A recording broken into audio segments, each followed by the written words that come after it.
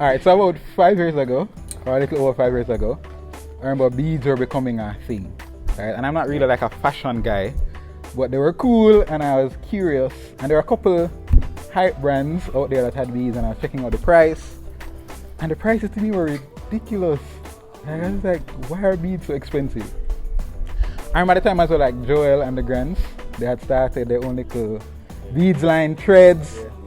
And it was very cool, but it was just like people were hunting them down for these beads. It was crazy. And so eventually I was like, alright, I'm not spending $1 million on beads. And so I tried finding out just the costs and how to make it and stuff like that. And eventually I started making pieces for myself. And after a while, people saw them, liked them, and I was like, yo, where you get that? I couldn't have it for very long, people would always steal it. And so we were just like, yo, you have to start something. And so I remember doing conversation with Chad, just like, alright, what would this, how would the vibe be, how would it work, how would it look like? And then eventually Edge was born. And I think just the way that Edge was born, like really it's almost like out of your own expression, like your own desire to jump on this beads thing, and not necessarily with all of what beads were at the time, how much it costs, and you know who's selling it and what kind of beads. It's just like, well, this look cool. I think that created a lot of the foundation for like what Edge has become. A lot of times I kind of think about like what separates Edge from all of the people doing like accessories, and I keep going back to that, the beginning, that foundation. And I think it's followed through even in how the designs have been crafted, the conversations that have been had with the different collaborators. Edge has this unique quality of being individual commercially. Right. So yeah. And I remember like trying to figure out the name. So I'm an entrepreneur, and so business is something that I really do enjoy, especially as a Christian. But I suck at coming up with names. So all my business names have been given to me by other people. everyone. But I remember like just praying about Edge, praying about the business, like what would it be called? And I actually got a vision, which is good for all of my businesses, but I actually got a vision of the logo, which was pretty cool. So I actually saw like the 4 circles. Yeah guys, it's 4 circles where the EDG is cut out of it. And I was like, well, that was cool, and that was the name. I didn't necessarily think about what Edge would represent. I just had gotten the name and by vision, so that was pretty cool. And then from there, it just kind of slowly took its time and evolving. So like I remember Ken Neal, was one of the first persons to actually get me like some media features. He really loved the brand and was able to get me like a write-up in Flair. Throughout the years as well, I used to do a booth with Patois Expression at Eden Gardens, and they did Smile Jamaica, so that was like a next big push for the brand overall. Hope Teas, and we did like a massive like shoot and collaborative launch as well. And so over there, like, they've just been like one individuals who pushed the brand, just see it, love it, push it, and then a couple like just spots in the media space that just kind of help to like overall expand just the whole like view and vision of what it is that we're doing. At this point, 5 years in, I was just like, all right, I've been doing this as a hobby turned business for a little while, and with Corona and I'm an event planner, so with events not here, it's like, all right, people are still consuming, and so how do I be more intentional about the Edge brand? And so with that now came just like doing a full rework of the logo, of the colors, fonts, and I was able to connect to it, charming enough, IABM, just to like really like as a brand specialist, just look at the brand overall and refine the idea, and then just kind of try to set it up intentionally. And so yeah, that's where we are now. That's been the journey.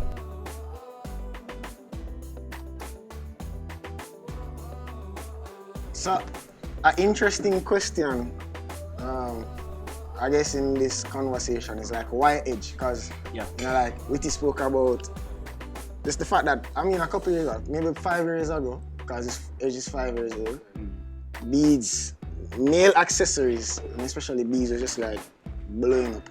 If you're going for that exclusivity or whatever, like why would you pick Edge? For me, why Edge? Like why Edge has been so successful, and why it means so much for me is same thing that I spoke about a while ago, this quality of achieving, giving to the consumer individuality, but doing it commercially. And so even when we started talking about edge in the early days, a lot of the conversations were just about thinking about personalities. As opposed to just like pieces and putting like colors together, and it's thinking about, okay, this personality, like what would this personality wear? What would this personality, you know, if somebody showy, as opposed to a minimalist.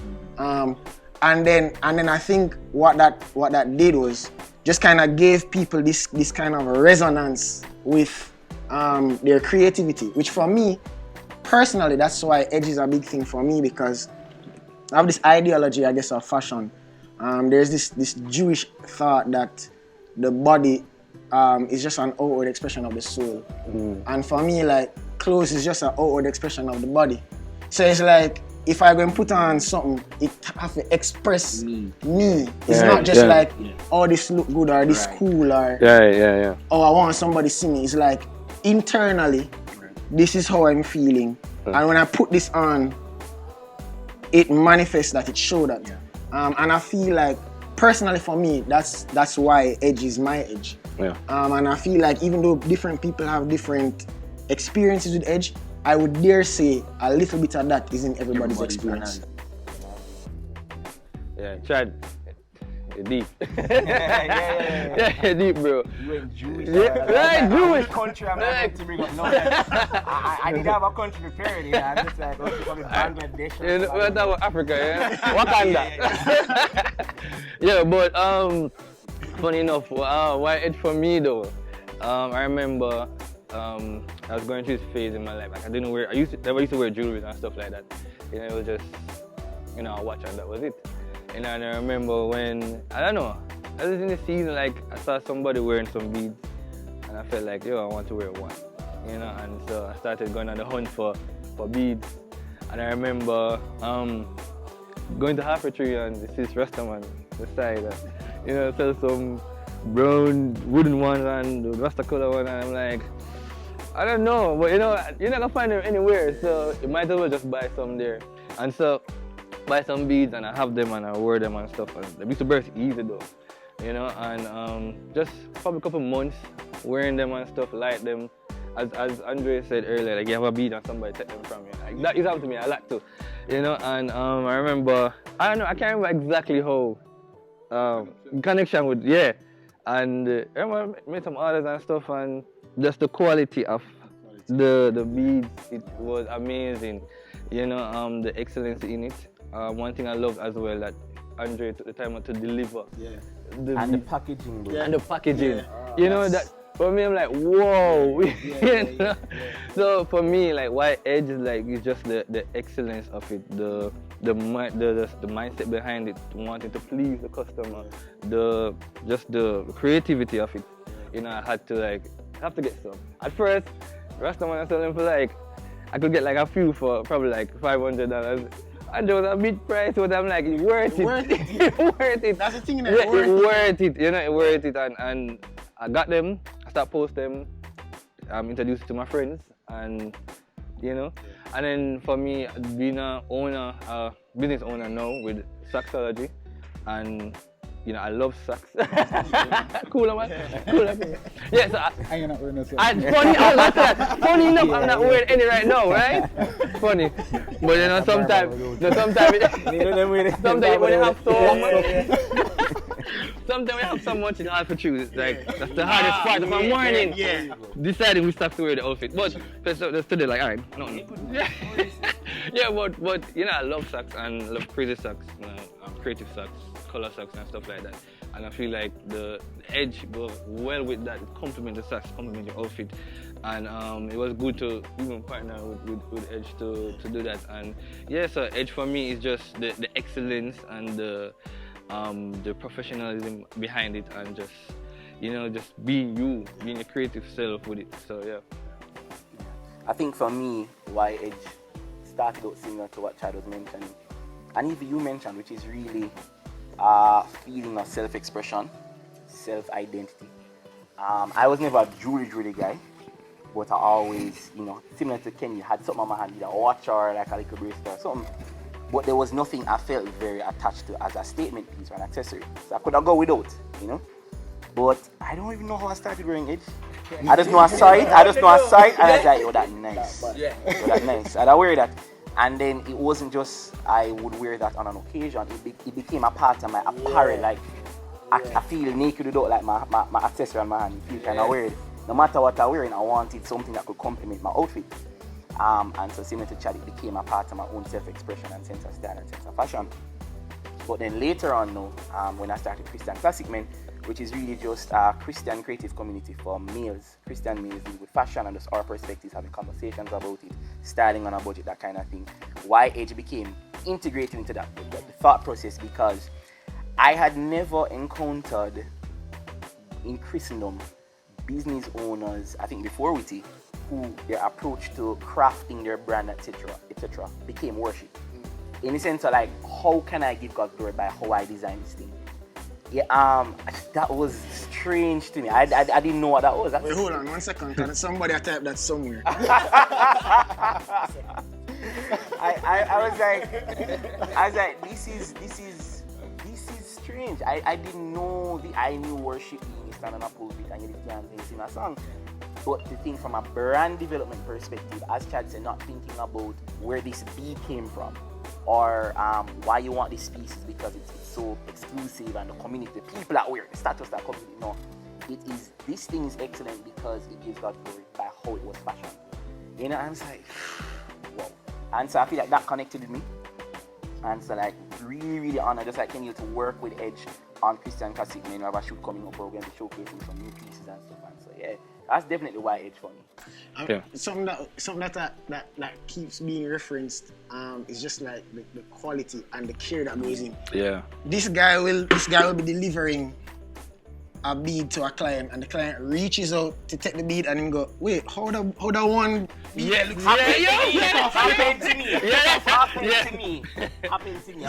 So like things like that are just like, no, this, yeah, I want to be associated with this brand because it's, I don't know. I mean, when you think about like Adidas and Puma and Adidas and I think it's Puma. I think they're brothers.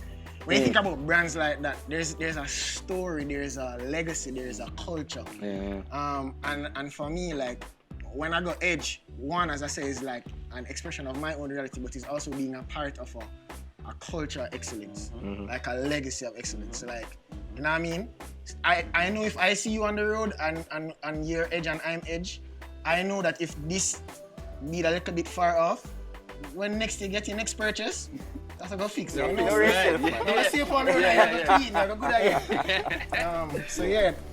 And like something that you just mentioned that I just want to touch on is there's an organic way for a brand to like show empathy and show genuine concern for giving value to the consumer. You know what you find, because I do digital marketing and a lot of what we encounter is companies try to synthesize that because it sells well. So what you find in marketing research, consumers like it when they feel cared for. And so that helps to sell the brand. And so the brands try to synthesize that process. But I feel like with Edge, as with some of the greatest brands, it started out as a genuine, I care for you that your bead is going bad. As opposed to, all right, what sells? The customers want to feel cared for. All right, how can we care for them? All right, repair their beads 5% off. Make them feel like... Yeah, make them feel it, because that sells. So it's coming from two different directions, and so I feel like even in the future, wherever God takes Edge, that being in the foundation stones of the brand is solid, because you can't simulate that, you can't recreate that as organically as it actually has come, and I think that's credit to the founder, because if you don't have that in you, you can't produce that as a brand owner. It just not going to come out. You know? You gotta get a team to tell you that. Yeah. You get a marketing specialist who says what you need to do is start to, as opposed to what I've been doing is, you know. And like you said, that's worship. Like exactly, it's like doing that very best. I think if Jesus had a big company, that's how he'll be. I'm being real. think about it, like if Jesus had a big company Not and like sacrilegious, just no, for real, no. It's just perspective. Like, how would he be? Yeah, man. Like, oh, yeah, that be going bad, man. Let me handle that for you. Just touch it and just shoot. Yeah. He'd be healed. Yeah, we right? yeah. So yeah, I think that's it though. With Andre, it's just the care for it. Bro, it's amazing, and yeah. So it's the product and the service. Yeah. It's both. Yeah. That's why.